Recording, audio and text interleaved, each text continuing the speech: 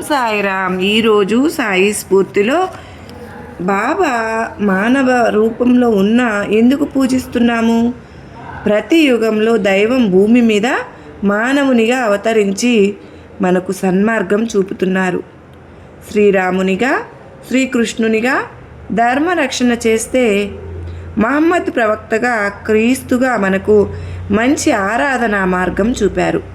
బాబాగా మత సామరస్యాన్ని బోధించడానికి మళ్ళీ షిరిడీలో అవతరించారు. బాబా సామాన్య మానవులుగా అవతరించినప్పటికీ మానవాతీతులని వారి మహిమల ద్వారా తెలియజేస్తూనే ఉన్నారు. బాబా ఏ కోరికతోనూ లౌకిక కర్మలను మానవునిలాగా నిర్వర్తించలేదు.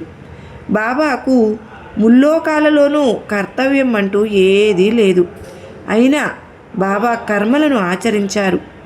మనుష్యులు అన్ని విధాల సాయినాథుని విధానాలకు అనుకరిస్తున్నారు కనుక తన విధులలో ఏమరపాటు లేకుండా సాయినాథుడు కర్మలను ఆచరించారు. బాబా మానవ జన్మను స్వీకరించినంత మాత్రాన వారికి మనకు తేడా లేదు అనుకోవడం పొరపాటు. కారణ జన్ములుగా అవతరించిన మహానుభావులు సాయినాథుడు. ప్రారబ్ధంతో పుట్టిన వాళ్ళము మనము. తాను ధర్మ సంస్థాపన కోసం ఉద్భవించి ఆదర్శప్రాయంగా నిలిచి మనకు ధర్మ ప్రబోధం చేసిన మహనీయులైన సాయినాథ్ మహారాజ్ జీవులందరిలో అంతరాత్మగా వెలుగుతూ ఉన్నారు.